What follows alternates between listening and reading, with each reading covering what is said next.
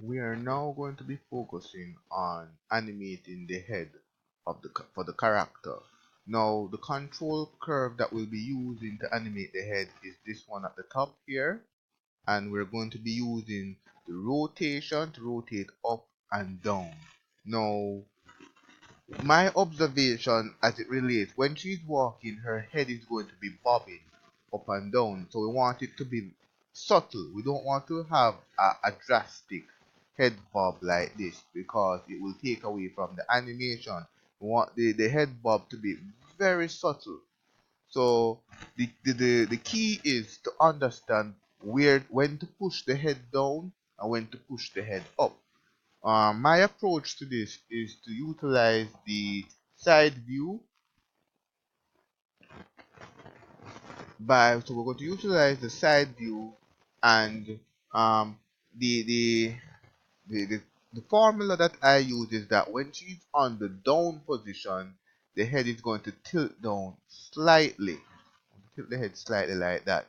And when she's on the up position, the head would tilt slightly upward, just a little nudge. Because we want the head bob to be very subtle.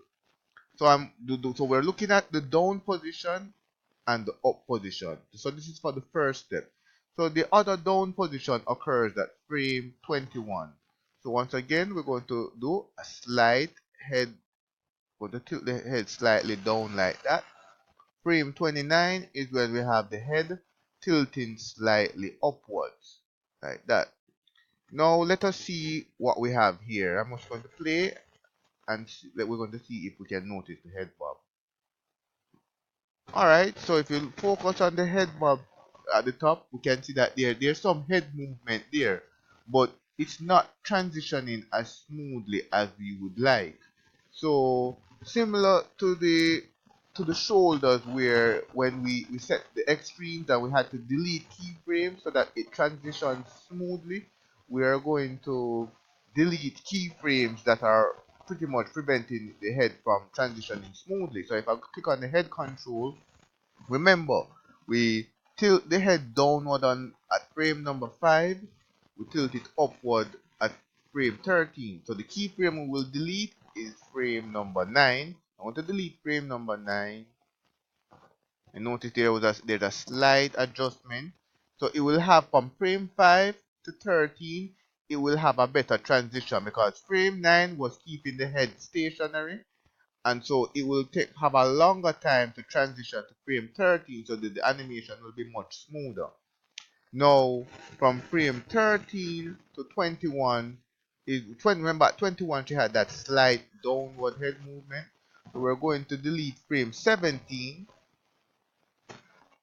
so that when it's moving from 13 to 21, it can transition a little better.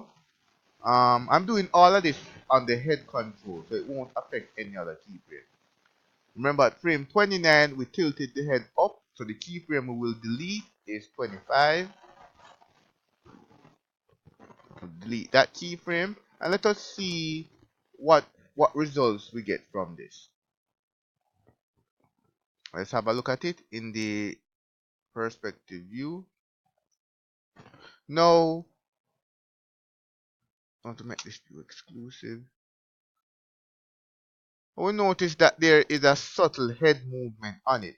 Now you're looking at this and you're saying, what's happening with the eye? So I observe that something is happening with the eyes. We can see that the eyes are behaving strange, and the reason for this is because of this eye control right here. Now I currently have the eye layer. If you look in your layer panel here, um, we have eyes and mouth right here. If we turn that on, it will turn on the eye control. And if we go back to frame 1, you realize we can see the eyeballs here. So if I move this around, that controls the eye controls for the character.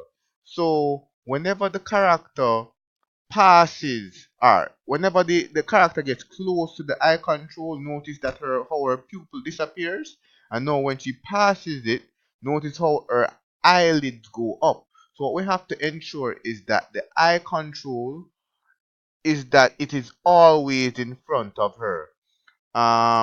I'm seeing some keyframes on it here, so I'm going to just highlight all of these and delete it.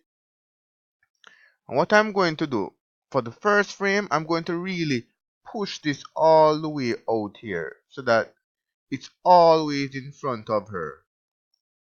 Um, that's still a bit too close, but as you can now see that the eye problem is starting to be resolved because there's a lot of distance between her head and the eye control. So I'm going to go back to frame 1. I'm going to just drag it out some more to create a bit more distance.